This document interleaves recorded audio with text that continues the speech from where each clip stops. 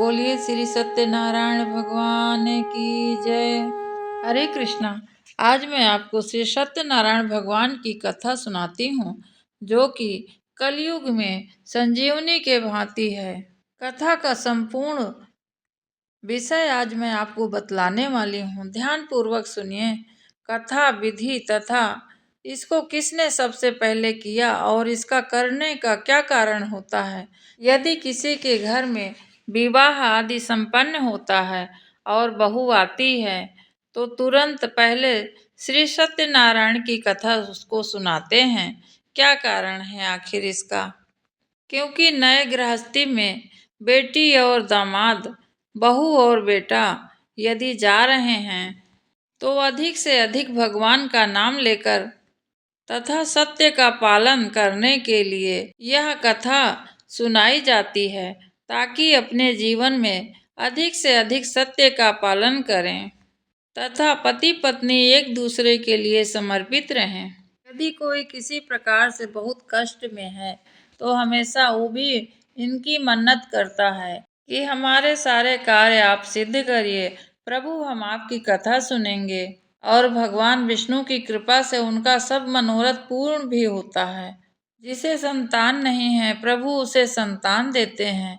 जो सौभाग्य स्त्रियां हैं उनका सौभाग्य अखंड होता है तथा हर प्रकार के भव बाधा दूर करने हेतु लोग पूर्णिमा तथा संक्रांति में एवं किसी अन्य दिन भी इसकी कथा हो सकती है।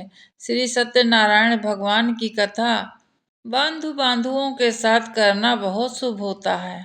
आइए आपको पहले पूजन की विधि एवं सामग्री बतला दूं। पूजन की सामग्री में केले के खंभे के लिए केले का पत्ता, पंच अमृत के लिए दही, दूध, घी, शहद, हल्दी, सिंदूर तथा पान सुपारी, धूप दीप तथा श्रीफल, ऋतुफल, चावल, कपूर, पुष्प की माला तथा वस्त्र, नैवेद्य। ब्राह्मण के लिए आप अवश्य दक्षिणा और जो कपड़ा ब्राह्मण के लिए लेते हैं वो अच्छा वाला लीजिए, क्योंकि भगवान में हम अच्छे से अच्छा चढ़ाना चाहिए हमें। यज्ञोपवीत केसर, वंदनवार, चौकी व्रत करने वाला पूर्णिमा व संक्रांति के दिन शाम के समय स्नान आदि से निवृत्त होकर पूजा स्थान में आसन पर बैठकर श्रद्धा पूर्वक श्री गणेश जी, गौरी और वरुण देव, विष्णु भगवान आदि देवताओं का ध्यान करके पूजन करें आप लोग। और उसके बाद संकल्प करें कि मैं सत्यनारायण स्वामी का पूजन तथा व्रत और कथा श्रवण सदैव करूंगा। पुष्प हाथ में लेकर सत्यनारायण जी का ध्यान करें। यज्ञोपवीत पुष्प, धूप, नैवेद्य आदि अर्पित करके स्तुति करें। हे प्रभु, हे भगवान, मैंने श्रद्धा पूर्वक फल, जल आदि सब सामग्री आपको समर्पण कर दी है। आप इसे स्वीकार करिए। मेरा आपको बारंबार नमस्कार है। मैं अज्ञानी किस प्रकार से आपका पूजा विधि है मुझे कुछ भी नहीं मालूम है। हे सत्यनारायण भगवान, आप हम पर प्रसन्न होइए और हमारा जो भी पूजा का सामान और हम मन से कर रहे हैं उसे स्वीकार करिए। आपको बारंबार नमस्कार है। इसके बाद सत्यनारायण भगवान जी को प्रणाम करके कथा प्रारंभ करें। यदि किसी ब्राह्मण को बुलाए हैं तो उसे कथा के आखिरी में भोजन आदि अवश्य परोस कर खिलाएं श्रद्धा पूर्वक तथा कुछ दक्षिणा अवश्य दें, क्योंकि पूरा फल हमें तभी मिलता है जब हम पूरी व्यवस्था उसकी सही से करते हैं। यदि किसी कारणवश ब्राह्मण भोजन नहीं कर रहा है और आप उन्हें एक सीधा दे सकते हैं तथा बंधु बांधुओं के साथ अपने घर भजन कीर्तन करके सुख से प्रसाद पहले ग्रहण करें, उसके बाद ही कोई कार्य करें। आइए जानते हैं श्री सत्यनारायण भगवान की कथा। अध्याय 1। श्री व्यास जी ने कहा, एक समय नैमिषारण्य तीर्थ में शौनक आदि 88,000 ऋषियों ने पुराण वक्ता श्री सूत जी से कहते हैं, हे सूत जी, इस कलयुग में वेद विद्या से रहित मनुष्यों को प्रभु भक्ति किस प्रकार से मिलेगी। तथा उनका उद्धार कैसे होगा। हे मुनि श्रेष्ठ, कोई ऐसा व्रत अथवा तप कहिए जिसके करने से थोड़े ही समय में पुण्य की प्राप्ति हो तथा मनवांछित फल भी मिले। ऐसी कथा सुनने की हमारी प्रबल इच्छा हो रही है। यह सुनकर सूत जी कहते हैं कि हे वैष्णव, आप सब पूजनीय हैं, क्योंकि आप मनुष्य के हित के लिए यहाँ चर्चा करने आए हैं। आप अपने प्राणियों के हित के लिए बात पूछी है। अब मैं उस श्रेष्ठ व्रत को कहता हूँ जिसे नारद जी ने श्री लक्ष्मी नारायण भगवान से पूछा था और श्री लक्ष्मीपति ने मुनि श्रेष्ठ नारद जी को बताया था। यह कथा ध्यान से आप सभी लोग सुनिए। मुनिनाथ सुनो यह सत्य कथा, सब काल ही होए महासुखदाई। ताप हरे भव दूर करे, सब काज सरे सुख की अधिकाई। अति संकट में दुख दूर करे, सब ठौर कुठौर में होत सहाई। प्रभु नाम चरित गुण गान किए, बिन कैसे महाकलि पाप नसाई।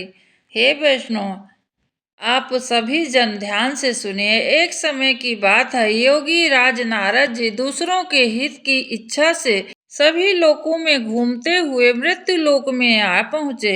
यहाँ अनेक योनियों में जन्मे प्रायः सभी मनुष्यों को अपने कर्मों के अनुसार अनेक दुखों से पीड़ित देखकर उन्होंने विचार किया कि किस यत्न के करने से निश्चय ही प्राणियों के दुखों का नाश हो सकेगा।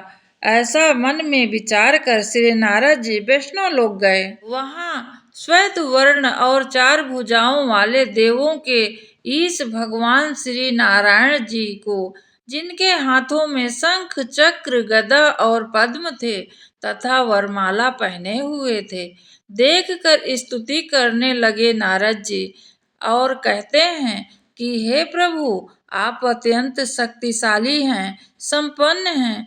मन तथा वाणी में आपको कोई नहीं पा सकता। आप आदि मध्य और अंत हैं। आप निर्गुण सगुण स्वरूप सृष्टि के कारण भक्तों के दुख को नष्ट करने वाले हैं। आपको मेरा बारंबार नमस्कार है। नारद जी से इस प्रकार की स्तुति सुनकर श्री विष्णु भगवान कहते हैं, हे मुनि श्रेष्ठ, आप के मन में क्या है? आप किस काम के लिए यहाँ पधारे हैं और निसंकोच वह बात मुझसे कहिए।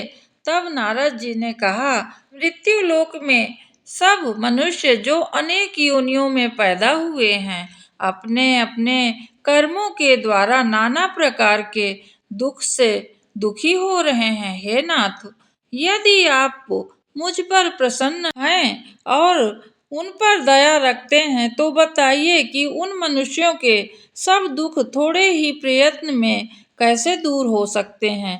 श्री विष्णु भगवान ने कहा, हे नारद, मनुष्य भलाई के लिए तुमने यह बहुत अच्छा प्रश्न किया है। जिस व्रत के करने से मनुष्य मोह से छूट जाता है, वह व्रत मैं तुमसे कहता हूँ, सुनो। बहुत पुण्य देने वाला यह व्रत मैं तुमसे कहता हूँ।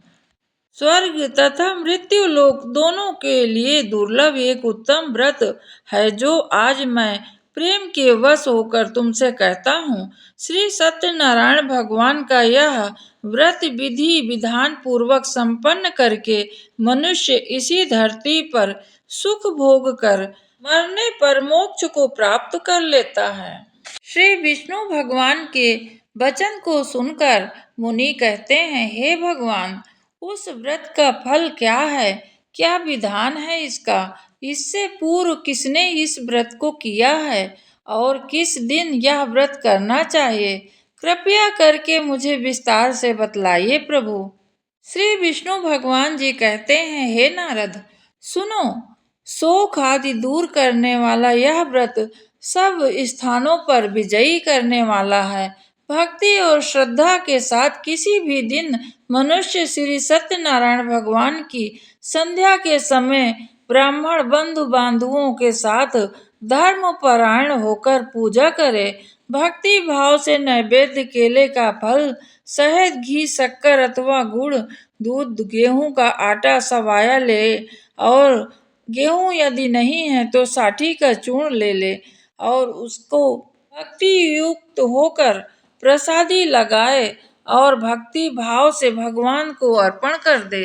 बंधु बांधुओं सहित ब्राह्मण को भोजन कराए।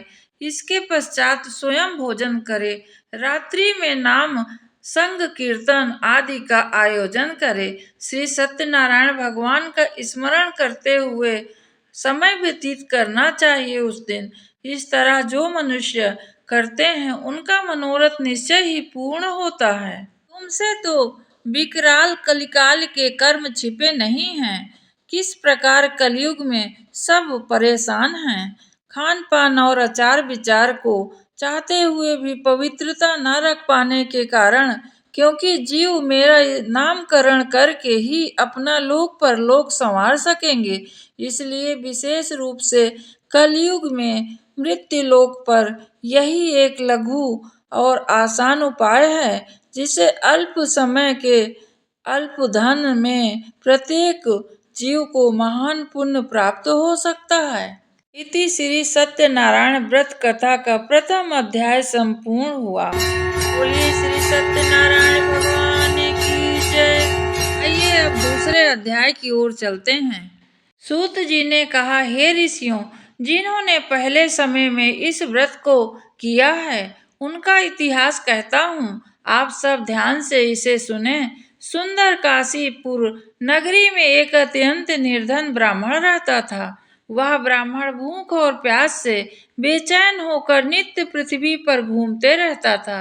ब्राह्मणों से प्रेम करने वाले श्री विष्णु भगवान ने ब्राह्मणों को दुखी देखकर एक दिन बूढ़े ब्राह्मण का ही रूप धारण करके निर्धन ब्राह्मण के पास जाकर आदर से कहते हैं, हे ब्राह्मण, आप क्यों इस तरह दुखी होकर पृथ्वी पर घूम रहे हो।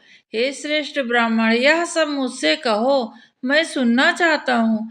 दरिद्र ब्राह्मण ने तब कहा, मैं निर्धन ब्राह्मण हूँ, भिक्षा के लिए पृथ्वी पर फिरते रहता हूँ।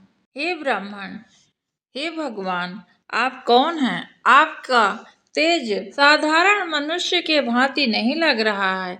यदि आप भगवान या कोई देवता हैं तो आप इससे मुझे छुटकारा पाने का कोई उपाय यदि आप जानते हैं तो कृपा करके मुझे बताएं। मैं आपकी शरण में हूँ, हे प्रभु।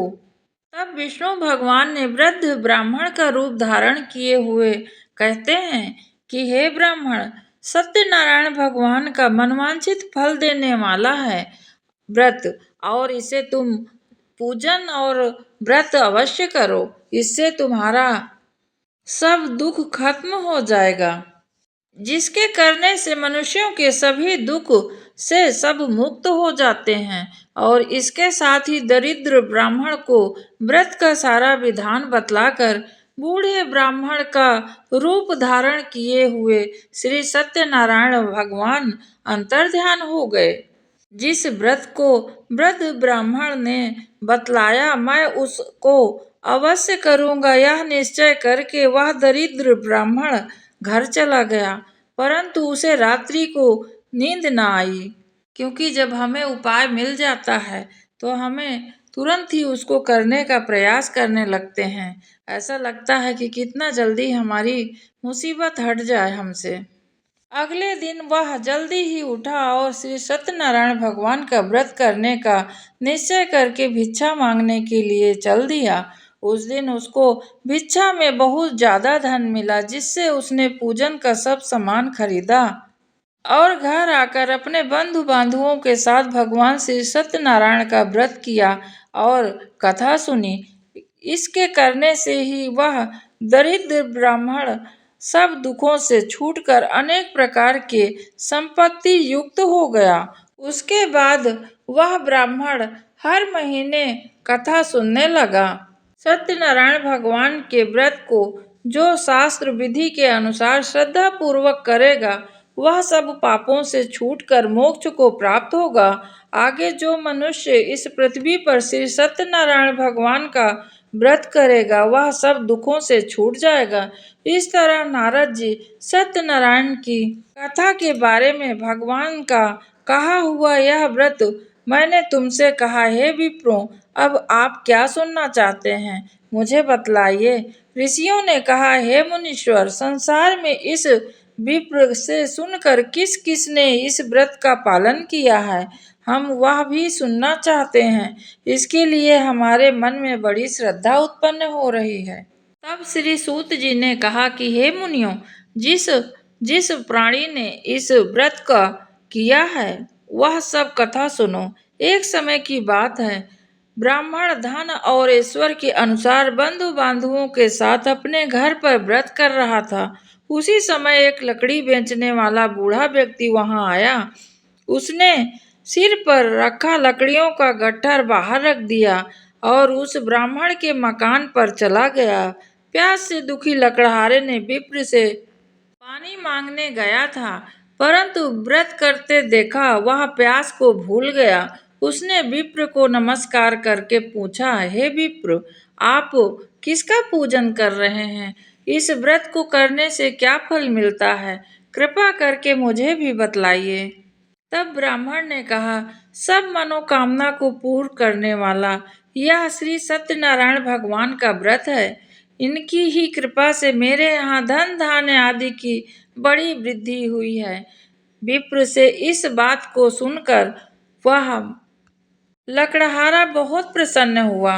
भगवान का चरणा अमृत लेकर भोजन करने के बाद वह अपने घर को चला गया। अगले दिन लकड़हारे ने अपने मन में संकल्प किया कि आज गांव में लकड़ी बेचने से जो धन मिलेगा उसी से भगवान श्री सत्यनारायण का मैं उत्तम व्रत करूंगा। यह मन में विचार कर वह लकड़हारा लकड़ियों का गट्ठर अपने सिर पर रखकर जिस नगर में लकड़ी बेचने गया उस नगर में सभी लोग बड़े धनवान तथा साहूकार थे। ऐसे सुंदर नगर में गया उस दिन उसे उन लकड़ियों का दाम पहले से 10 गुना अधिक मिला। तब वह बूढ़ा लकड़हारा अति प्रसन्न होकर पके हुए केले, शक्कर और कथा का पूरा सामग्री लेकर आया और सत्यनारायण भगवान का व्रत की सभी सामग्री लेकर अपने घर कथा सुनने के लिए बंधु बांधवों को बुलाकर विधि विधान के साथ भगवान का पूजन और व्रत किया। उस व्रत के प्रभाव से वह बूढ़ा लकड़हारा धन धान आदि से युक्त हुआ और संसार के समस्त सुख भोग कर अंत में वैकुंठ गया। इति श्री श्री सत्यनारायण भगवान की व्रत कथा का द्वितीय अध्याय संपूर्ण हुआ। बोलिए श्री सत्यनारायण भगवान की जय। आइए तीसरे अध्याय की ओर चलते हैं। आप सभी अपने हाथ में फूल ले लीजिए और भगवान का स्मरण करिए, ध्यान करिए। सूत जी कहते हैं कि हे श्रेष्ठ मुनियों, अब आगे एक और कथा कहता हूँ। पूर्व काल में उल्कामुख नामक एक महान बुद्धिमान राजा थे। वह सत्य वक्ता और जितेंद्रिय थे। प्रतिदिन देव स्थानों पर जाता और गरीबों को धन देकर उनके कष्ट को दूर करता था। उसकी पत्नी कमल के समान मुख वाली और सती साध्वी थी। भद्रशिला नदी के तट पर उन दोनों ने श्री सत्यनारायण भगवान का व्रत किया। उस दिन वहां साधु नामक एक वैश्य आया। उसके पास व्यापार के लिए बहुत सा धन था। वह बनिया नाव को किनारे लगाकर ठहराकर राजा के पास आ गया। राजा को व्रत करते हुए देखकर उसने विनय के साथ पूछा, हे राजन, भक्ति युक्त चित्त से यह आप क्या कर रहे हैं? मेरी सुनने की बड़ी इच्छा है, कृपया कर आप मुझे इसे बतलाइए। महाराज उल्कामुख ने कहा, हे साधु वैश्य, मैं अपने बंधु बांधवों के साथ पुत्र आदि के प्राप्ति के लिए महाशक्तिमान श्री सत्यनारायण भगवान का व्रत व पूजन कर रहा हूँ। राजा के वचन सुनकर साधु नामक वैश्य ने आदर से कहा, हे राजन, मुझे भी इसकी सब विधान बतला दीजिए। मैं भी आपके कथनानुसार इस कथा को करूँगा। मेरी भी कोई संतान नहीं है। मुझे विश्वास है कि इससे निश्चय ही मेरे भी संतान होगी। राजा से सब विधान पूछकर व्यापारी वहां से चला गया। वैश्य ने अपनी पत्नी के साथ संतान देने वाले उस व्रत का समाचार बांटा और कहा कि प्रण करता हूँ कि जब मेरे संतान होगी तब मैं इस व्रत का पालन अवश्य करूँगा। साधु ने यह वचन अपनी पत्नी लीलावती से भी कहे। एक दिन उनकी पत्नी लीलावती आनंदित होकर सांसारिक धर्म में प्रवृत्ति होकर श्री सत्यनारायण भगवान की कृपा से गर्भवती हो गई। 10वें महीने उसने एक सुंदर कन्या को जन्म दिया। दिनों दिन वह कन्या इस तरह बढ़ने लगी जैसे शुक्ल पक्ष के चंद्रमा बढ़ता है। कन्या का नाम कलावती रखा गया। तब लीलावती ने मीठे शब्दों में अपने पति को स्मरण दिलाया कि आपने जो भगवान श्री सत्यनारायण का व्रत का संकल्प किया था, अब उसे पूरा करिए। और साधु वैश्य ने कहा, हे प्रिय, मैं कन्या के विवाह पर ही इस व्रत को करूंगा। इस प्रकार वह अपने पत्नी को आश्वासन देकर वहां से व्यापार करने चला गया। कलावती अपने पिता के घर में बड़ी होने लगी और लौटने पर साधु ने जब नगर में सखियों के साथ उसे खेलते हुए देखा तो दूतों को बुलाकर कहा कि उसकी पुत्री के लिए कोई सुयोग्य वर ढूंढ कर वो लाएं। साधु नामक वैश्य की आज्ञा पाकर दूत कंचन नगर पहुंचा और वहां खोज कर और देखभाल करके वैश्य की लड़की के लिए एक सुयोग्य वणिक पुत्र को लेकर आया। उस सुयोग्य लड़के को देखकर साधु नामक वैश्य ने अपने बंधु बांधवों के सहित प्रसन्न चित्त होकर अपनी पुत्री का विवाह उसके साथ कर दिया। दुर्भाग्य से विवाह के समय भी वह श्री सत्यनारायण भगवान का व्रत करना भूल गया। इस पर श्री भगवान कुपित होकर उन्होंने वैश्य को श्राप दे दिया कि तुम्हें दारुण दुख प्राप्त होगा। अपने कार्य में कुशल साधु नामक वैश्य ने जामाता यानी दामाद के सहित नाव को लेकर व्यापार करने के लिए समुद्र के समीप स्थित रत्न सागरपुर नगर में गया। दोनों ससुर दामाद चंद्रकेतु राजा के उस नगर में व्यापार करने लगे। एक दिन भगवान श्री सत्यनारायण की माया से प्रेरित होकर चोर राजा का धन चुराकर भाग रहे थे और राजा के दूतों को आते हुए अपने पीछे देखकर वे चोर घबराकर राजा का धन जो लिए थे उसे नाव के पास ही चुपचाप रख दिए। वहीं ससुर जमाई ठहरे हुए थे और वह भाग गए। जब दूतों ने उस साधु वैश्य के पास राजा का धन रखा हुआ देखा तो ससुर और दामाद को दोनों को लेकर बांधकर राजा के पास जाकर कहते हैं, हम दोनों चोर को पकड़ लाए हैं, इन्हें देखकर आज्ञा दीजिए जो दंड देना है। तब राजा ने बिना उनकी बात सुने ही उन्हें कारागार में डालने की आज्ञा दे दी। इस प्रकार राजा की आज्ञा से उनको कठिन कारावास में डाल दिया गया तथा उनका धन भी छीन लिया गया। श्री सत्यनारायण भगवान के श्राप के कारण साधु वैश्य की पत्नी लीलावती व पुत्री कलावती भी घर पर बहुत दुखी हुई। उनके घर में जो धन रखा हुआ था वो भी चोर चुरा कर ले गए। शारीरिक व मानसिक पीड़ा तथा भूख प्यास से अति दुखित हो भोजन की चिंता में कलावती कन्या एक ब्राह्मण के घर गई। उस ब्राह्मण को श्री सत्यनारायण भगवान का व्रत करते देखा। उसने कथा सुनी तथा प्रसाद ग्रहण करके रात को आई अपने माँ के पास। माता ने कलावती से कहा कि हे पुत्री, तुम कहाँ थी? तुम्हारे मन में क्या है? मुझसे कहो। कलावती बोली, हे माता, मैंने एक ब्राह्मण के घर में श्री सत्यनारायण भगवान का व्रत की कथा सुनी है। कन्या के वचन सुनकर लीलावती ने सत्यनारायण भगवान के पूजन की तैयारी तुरंत करने लगी। उसने परिवार और बंधुओं सहित श्री सत्यनारायण भगवान का पूजन व्रत किया और वर मांगा कि मेरे पति तथा मेरे दामाद शीघ्र घर वापस आ जाएं। हे प्रभु, साथ ही प्रार्थना की कि हम सबका अपराध आप क्षमा करिए। श्री सत्यनारायण भगवान इस व्रत से संतुष्ट हो गए। उन्होंने राजा चंद्रकेतु को स्वप्न में कहा दर्शन देकर, हे राजन, जिन दोनों वैश्यों को तुमने बंदी बना रखा है वे दोनों निर्दोष हैं। उन्हें प्रातः ही छोड़ दो। उनका सब धन जो तुमने ग्रहण कर लिया है वह भी लौटा दो, अन्यथा मैं तुम्हारे राज्य और धन को नष्ट कर दूंगा। राजा से ऐसे वचन कहकर भगवान अंतर ध्यान हो गए। प्रातः काल राजा चंद्रकेतु ने सभा में सबको अपना स्वप्न सुनाया और सैनिकों को आज्ञा दी। दोनों वणिक पुत्रों को कैद से मुक्त कराकर उन्हें सभा में लेकर आए।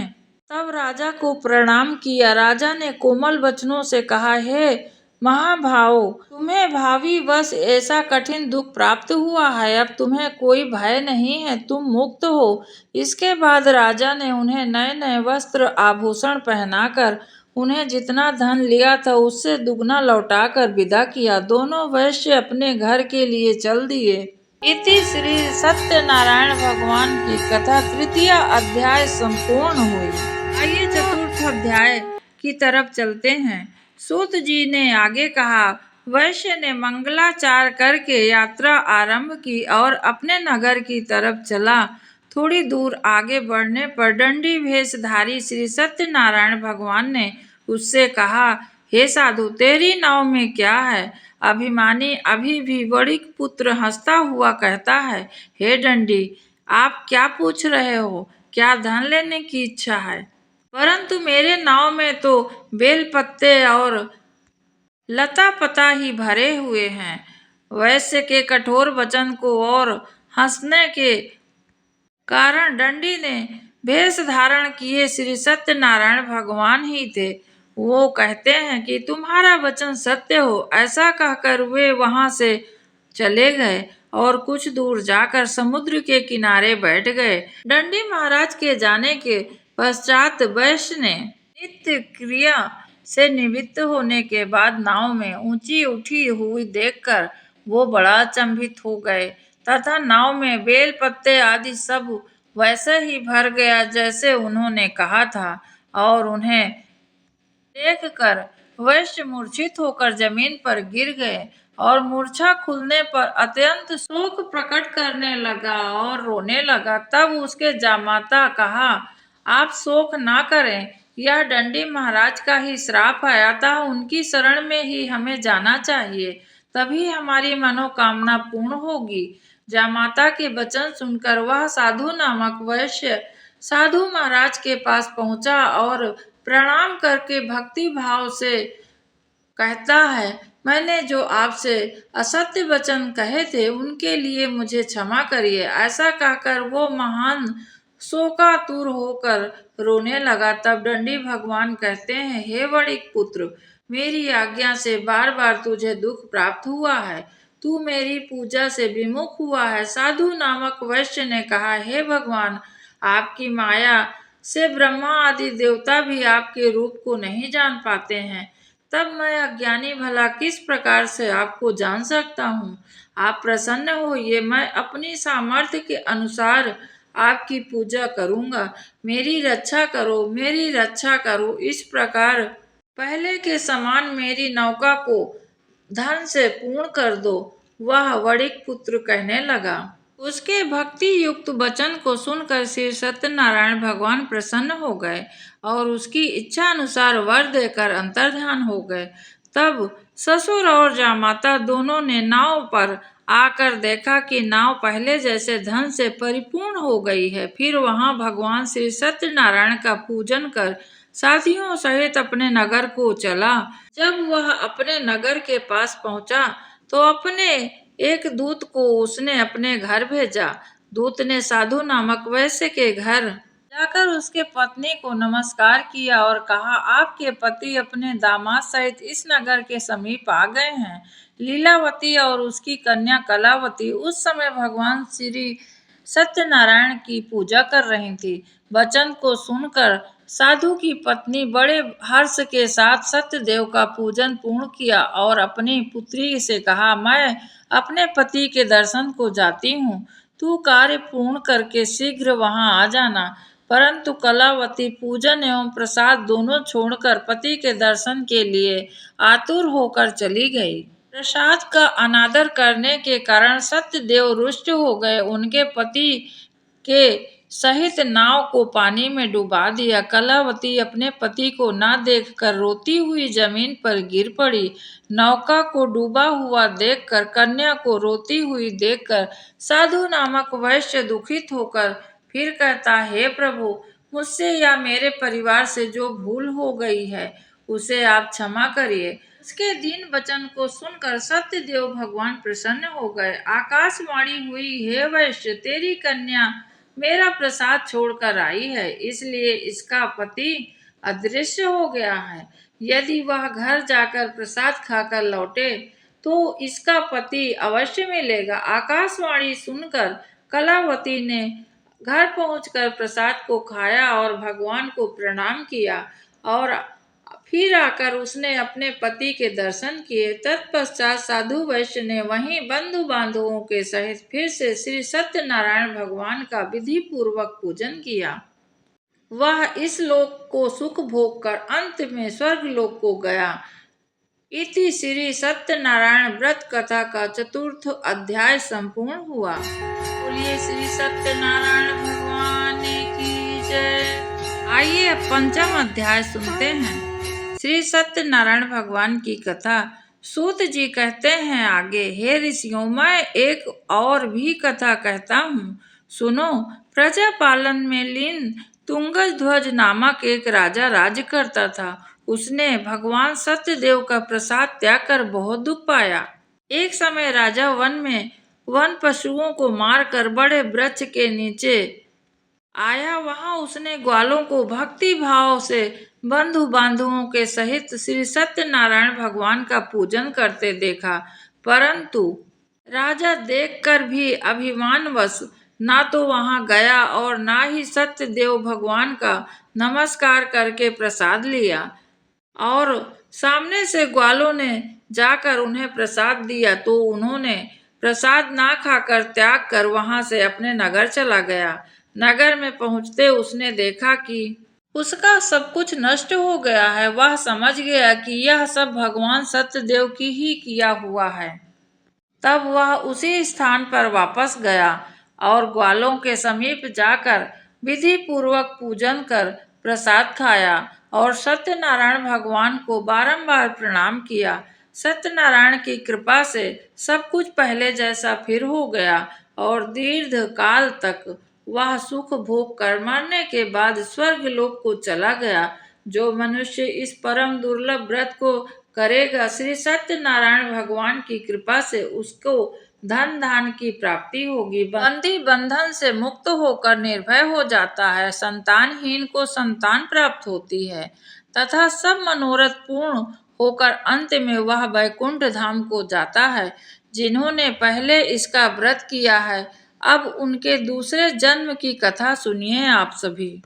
सतानंद नामक वृद्ध ब्राह्मण ने यह व्रत किया, जिसने सुदामा के रूप में जन्म लेकर श्री कृष्ण की भक्ति कर मोक्ष को प्राप्त कर लिया। उल्का मुख नामक महाराज इस व्रत के पुण्य से राजा दशरथ बने और श्री रंगनाथ का पूजन कर मृत्यु के बाद वैकुंठ लोक को प्राप्त हुए। साधु नामक जो वैश्य ने सत्य प्रतिज्ञा राजा मोरध्वज बनकर अपने पुत्र को आरे से कटवाकर मोक्ष को प्राप्त किया, वह भी इस व्रत का फल था। इसी तरह महाराज तुंगध्वज स्वयंभू मनु हुए, जिन्होंने बहुत से लोगों को भगवान की भक्ति में लीन कर मोक्ष को प्राप्त किया। लकड़हारा भील अगले जन्म में गुहा नामक निषाद राजा हुआ, जिसने भगवान श्री राम के चरणों की सेवा कर मोक्ष को प्राप्त कर लिया। इति श्री सत्यनारायण भगवान व्रत कथा का पंचम अध्याय संपूर्ण हुआ।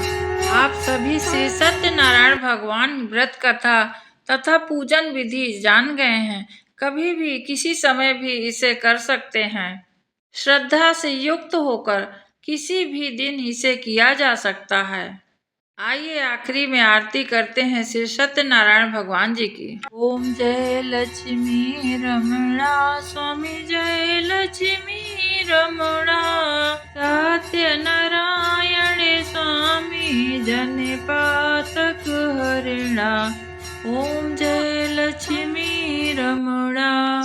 रत्न जड़ित सिंहासन अधिबुध छवि राजे, स्वामी अधिबुध छवि राजे। नारद करत निरंजन घंटा ध्वनि बाजे। ओम जय लक्ष्मी रमणा। प्रगट भये कलि कारण, तुझको दरस दिए स्वामी, तुझको दरस दियो।